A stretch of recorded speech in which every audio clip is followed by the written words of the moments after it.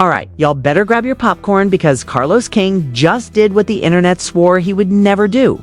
At 45, the king of reality TV didn't just post a status, he dropped a Facebook nuke that's got Huntsville shaking like a reunion episode gone wrong. And before you scroll away thinking this is just another love and marriage rumor, let me stop you right there.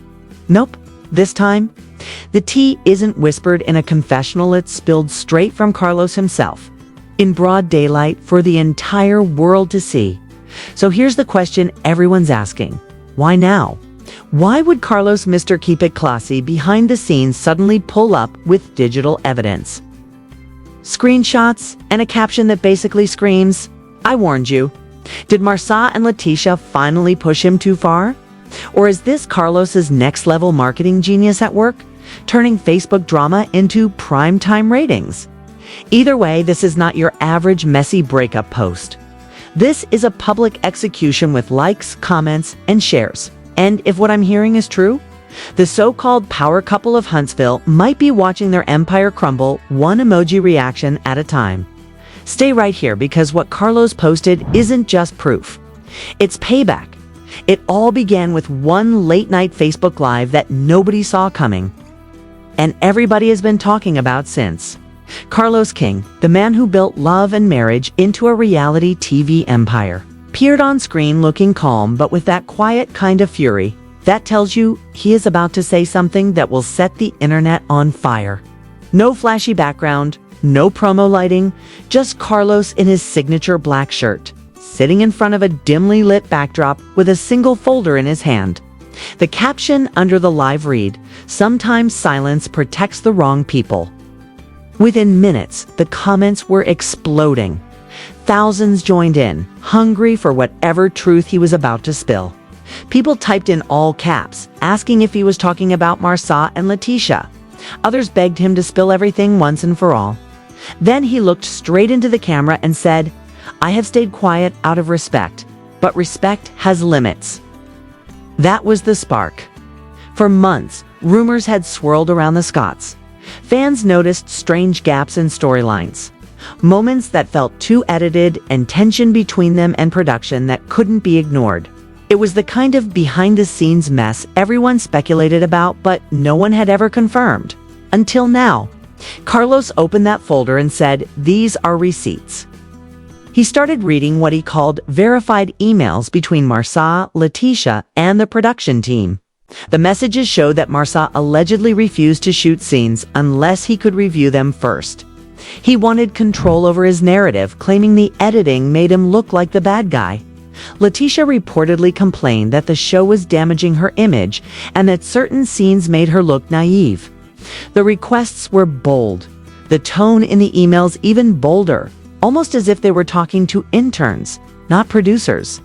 Carlos paused before saying, "You cannot demand creative control on a show you don't own." The chat section exploded. Some people cheered, finally getting validation for what they suspected. Others accused Carlos of airing private matters for clout. But he wasn't done. He clicked over to what he called proof number 2. It was a series of texts, allegedly from a group chat between producers, where Marsau threatened to stop filming Black Cigar Lounge scenes unless the narrative shifted to something more positive. According to Carlos, that was the moment production realized the Scotts were trying to rewrite the show. He didn't raise his voice. He didn't have to. The receipts spoke louder than any rant could. As he continued reading, it became clear this wasn't about petty drama. This was a power struggle between the people who created the show and the people who thought they could control it. Carlos said you can't call yourself the face of the franchise while refusing to show your real face. The words hit hard. He wasn't just talking about the Scotts. He was talking about the idea of authenticity in reality TV. Fans had built emotional connections with these couples. But behind the scenes, Carlos revealed it had turned into a constant battle to keep the story real. What shook viewers most was when he mentioned money. According to the documents, Scotts allegedly negotiated separate promotional deals using the show's brand name without production approval. That meant side contracts, sponsorships, and local appearances where they pocketed the profits without giving the network its cut. Carlos said, "You cannot profit off a show you're trying to manipulate." People in the comments started tagging bloggers, demanding breakdowns and analysis. The story had jumped from Facebook to Twitter within minutes, trending in Huntsville and even reaching entertainment gossip pages by morning. But the biggest bombshell was still to come. Carlos leaned forward, closed the folder, and said, "And before anyone says this is fake, the network has been informed. They know everything." That one line froze everyone. It meant this wasn't just social media mess. This was business-level drama that could end careers. He signed off without taking questions, without another word, leaving millions of viewers stunned and speechless. Within an hour, fan pages started dissecting every second of the video, slowing it down, analyzing his tone, even zooming in to read parts of the printed pages. Some claimed they spotted timestamps that matched previous filming days. Others insisted it was all fabricated for attention. But either way, Carlos had flipped the internet on its head. He had taken control of the narrative, one Facebook Live at a time.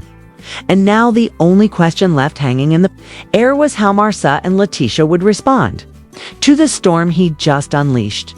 The silence from Marsau and LaTisha. After that, Liv was almost louder than the video itself.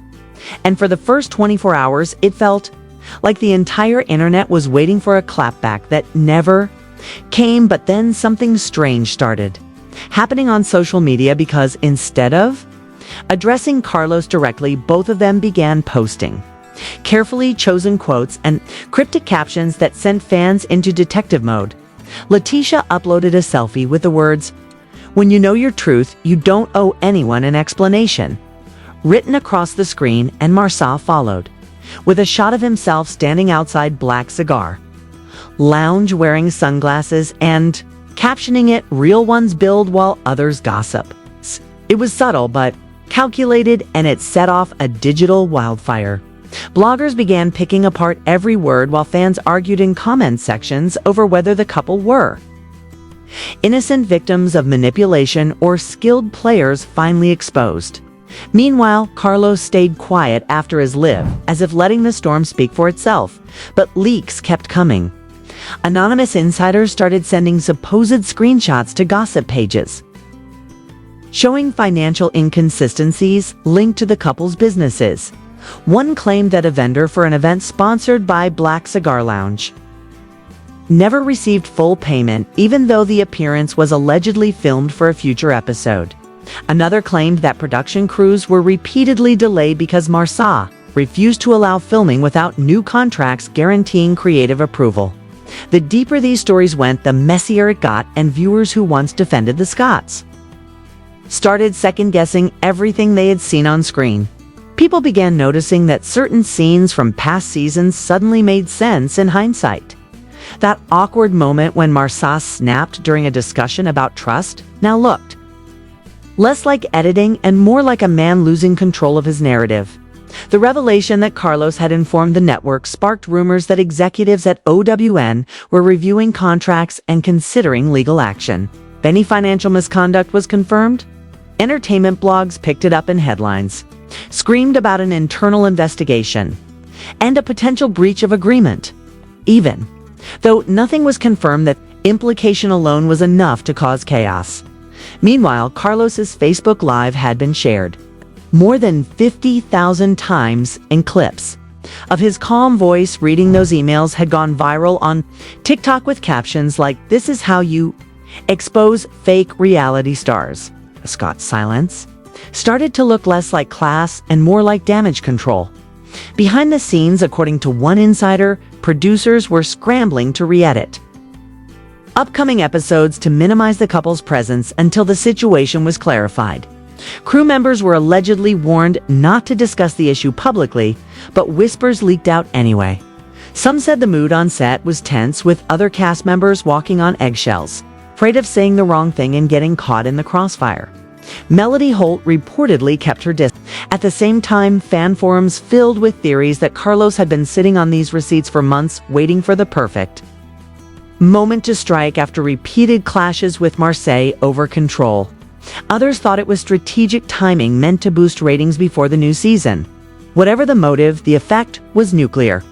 Every entertainment podcast that week had a segment about it, and YouTube channels were pumping out hour-long breakdowns with titles like "The Fall of the Scotts" and "Carlos King just ended his own stars."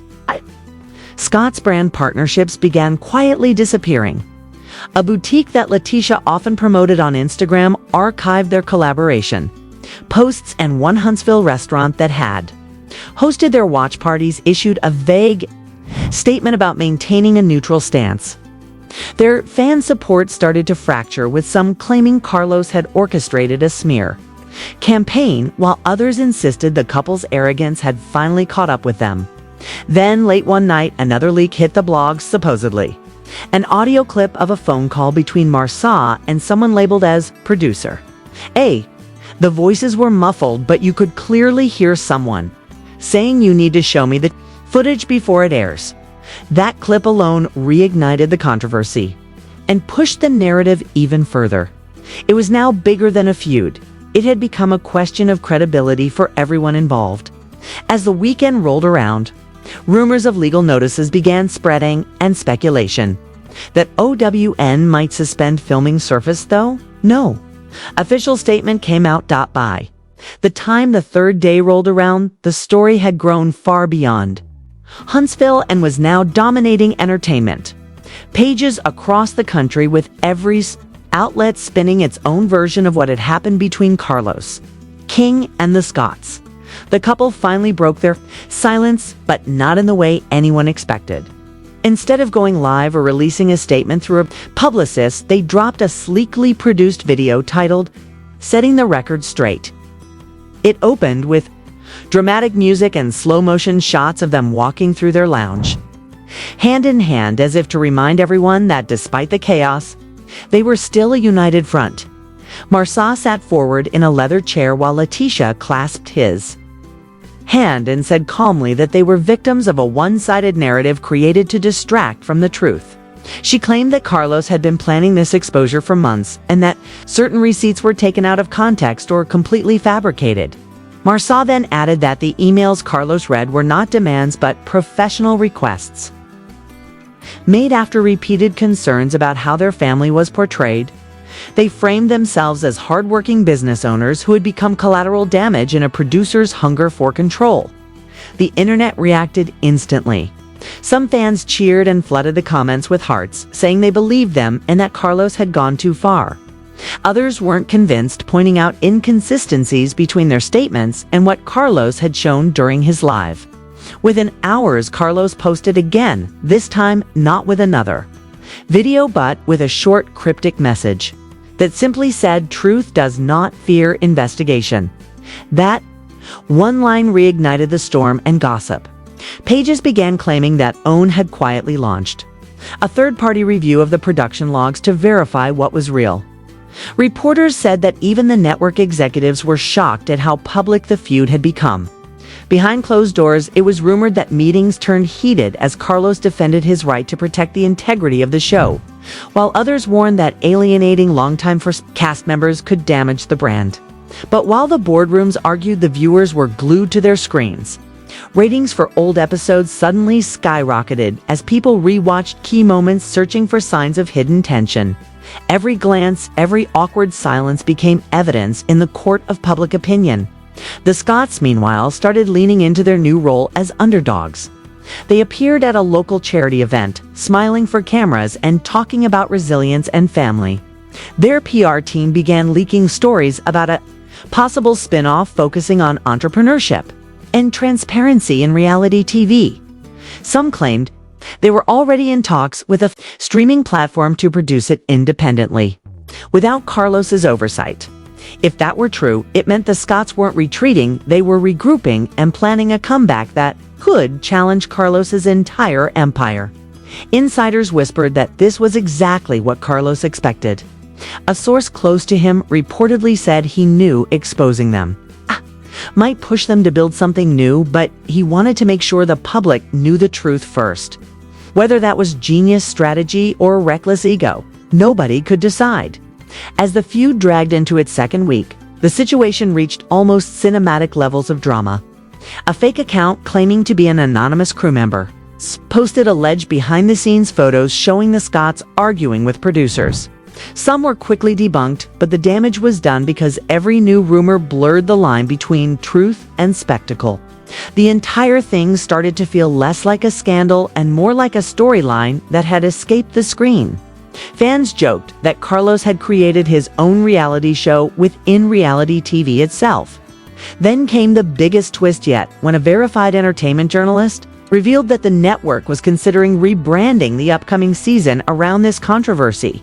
The idea was to include the fallout as part of the narrative, calling it The Reckoning. If that happened, it would mean Carlos had turned a public crisis into pure television gold.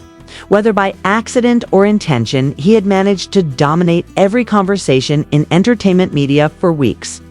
As for the Scotts, they kept posting motivational captions about truth and loyalty, while quietly removing old promotional images that tied them to the franchise. They may have been cut, but they were not gone, and that fact alone kept everyone talking. Industry insiders began predicting that Carlos's bold move would reshape how reality contracts are written, with producers gaining more control to prevent stars from hijacking narratives. Some praised him for defending creative authority, while others accused him of abusing his platform. Yet the undeniable truth was that both sides had won in their own way. Carlos had proven his dominance and protected his brand, while Marsau and LaTisha had gained enough sympathy to build a separate audience loyal to them alone. The scandal that started with a late night Facebook Live had now evolved into a cultural moment bigger than any episode could contain. By the time the dust began to settle, one thing was certain for viewers and industry insiders alike. In the game of reality television, there are no permanent winners, only those brave enough to control the camera and bold enough to tell their story first. So now that the dust has settled and the receipts have been burned into everyone's memory, the question is, where do you stand? Do you believe Carlos King is the fearless truth teller who finally pulled the curtain back on fake reality? Or do you think the Scotts were unfairly painted as villains to feed the franchise machine? This story isn't just about television anymore. It's about power, reputation, and who gets to control the truth once the cameras stop rolling. One Facebook Live has turned into an entire cultural debate, and the conversation is far from over. So here's what I want you to do. Drop your thoughts in the comments right now and tell me whose side you're on, because this is the kind of drama that shapes how reality TV will work from now on. Make sure you like this video if you think the truth always finds its way out, and hit that subscribe button, because this is only the beginning. The next wave of revelations is coming faster than you think. And trust me, you don't want to miss what happens when loyalty meets exposure in the world Carlos King built.